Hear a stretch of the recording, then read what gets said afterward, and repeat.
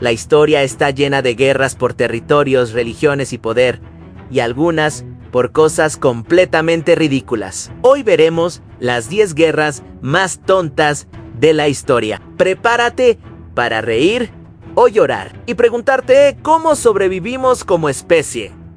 Imagínate Italia. En el año 1325, las ciudades de Bolonia y Módena se odian a muerte. Un día, unos soldados de Módena se cuelan en Bolonia y se roban ¿el tesoro de la ciudad? ¿Un importante rehén? Pues no, simplemente roban un cubo de madera de un pozo. Sí, un cubo. Bolonia, indignada, declara la guerra. ¿El resultado? Una batalla, la batalla de Zapolino, que dejó 2000 muertos, 2000 vidas por un cubo de roble. Es como si tu vecino te robara una maceta y tú invadieras su casa con un ejército. Al final, Módena se quedó con el cubo, que por cierto, todavía puedes visitar en un museo. Sí, está más protegido que algunos de nosotros. Ahora viajamos a 1859, a la frontera entre Estados Unidos y el Canadá británico. Un granjero estadounidense, Lyman Cutler, encuentra un cerdo comiéndose sus patatas. Como cualquier persona razonable haría, saca su rifle y le dispara al cerdo. El problema es que el cerdo era de un irlandés que trabajaba para los británicos. El irlandés exige $100 de compensación. El americano le ofrece 10. La discusión escala, los militares se involucran y de repente tienes barcos de guerra y cientos de soldados apuntándose unos a otros. ¿A punto de empezar una guerra? ¿Por un cerdo? Por suerte, un general llegó y dijo: ¿están locos? ¡Es por un cerdo! Al final, la única baja del conflicto fue el pobre animal. Descanse en paz, valiente porcino. Fuiste el héroe que nunca quisimos, pero que casi necesitábamos. Volvemos a Europa. Año 1731, un capitán mercante británico llamado Robert Jenkins es abordado por guardacostas españoles. En medio de la trifulca, un español le corta la oreja a Jenkins y le dice: llévasela a tu rey y dile que lo mismo le haré si a lo mismo se atreve. 7 años después, en medio de tensiones políticas, Jenkins presenta su oreja momificada ante el Parlamento británico. La Cámara de los Comunes, horrorizada y probablemente un poco asqueada, explota de furia. Guerra, 9 años de conflicto, miles de muertos, batallas en el Caribe, todo porque a un tipo le cortaron una oreja. Imagina hoy en la Organización de las Naciones Unidas, declaramos la guerra porque le faltaba un trozo de cartílago a nuestro capitán, y la gente aplaudiendo.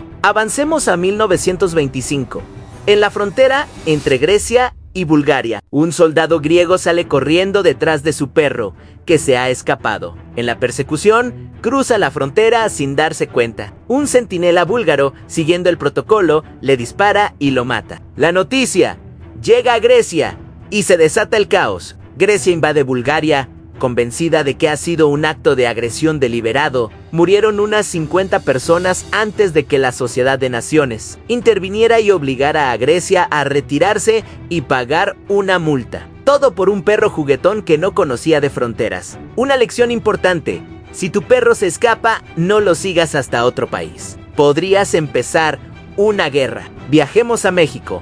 En 1838, un pastelero francés, Monsieur Remontel, se queja de que unos oficiales mexicanos borrachos han destrozado su pastelería. Exige una indemnización que el gobierno mexicano se niega a pagar. El pastelero le escribe al rey de Francia, y el rey, que ya tenía ganas de pelear con México por otras deudas, usa los pasteles como excusa perfecta. Francia envía una flota de barcos de guerra para bombardear el puerto de Veracruz. Así comenzó la guerra de los pasteles. Sí, una guerra por unos croissants aplastados y unos eclairs destruidos. Después de meses de bloqueo y combates, México aceptó pagar. Nunca subestimes el poder de un pastelero enfadado. Ahora, una historia más, digamos, húmeda. En 1844, en España, se celebraba un desfile militar en honor a la reina Isabel II. De repente, empieza a llover. Los soldados de la Milicia Nacional, que eran más bien civiles armados, abren sus paraguas para no mojarse. Pero a los soldados del ejército regular, profesionales y muy serios, esto les pareció una falta de respeto y disciplina inaceptable. Empezó una discusión, luego empujones y finalmente una pelea masiva, usando los paraguas y los fusiles como garrotes. El resultado fue una batalla campal en pleno desfile, con varios heridos y un bochorno monumental. El único ganador fue la lluvia, que vio el espectáculo en primera fila. Nos vamos a Australia, año 1932. Después de la Primera Guerra Mundial, el gobierno le dio tierras a los veteranos para que cultivaran trigo, pero se encontraron con un enemigo inesperado.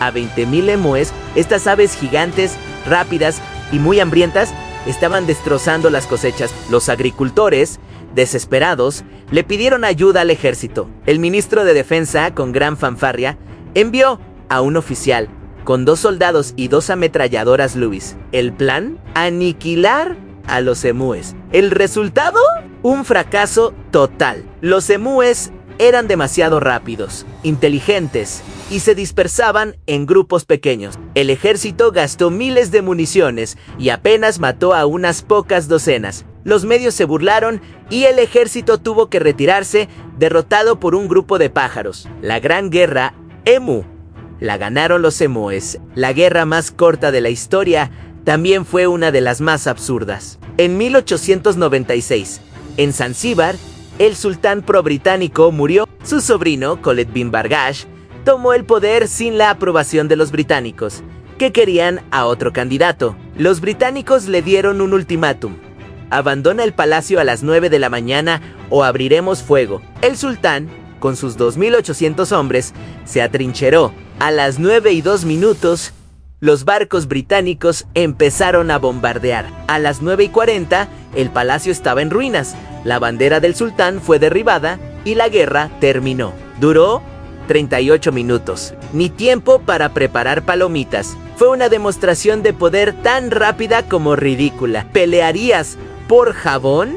En Nápoles, en el siglo XVII, 2 barrios rivales llevaban su competencia a otro nivel. Durante un festival, un grupo de jóvenes del barrio de Vicaria empezó a lanzar jabones a los del barrio de Pendino. No eran jabones de lujo, sino bolas duras de sebo y ceniza. Los de Pendino respondieron con más jabón. La guerra del jabón escaló rápidamente de una broma a una batalla campal con palos y piedras que duró varios días y dejó algunos heridos. La higiene, en este caso, era un asunto de vida o muerte. Literalmente, todo olía a conflicto y a jabón. Y para terminar, una guerra por una bebida. Las guerras del opio entre Gran Bretaña y China en el siglo XIX son famosas por el opio. Pero otro producto fue clave: el té. Los británicos estaban obsesionados con el té chino, pero los chinos no querían productos británicos, solo plata. Para equilibrar la balanza,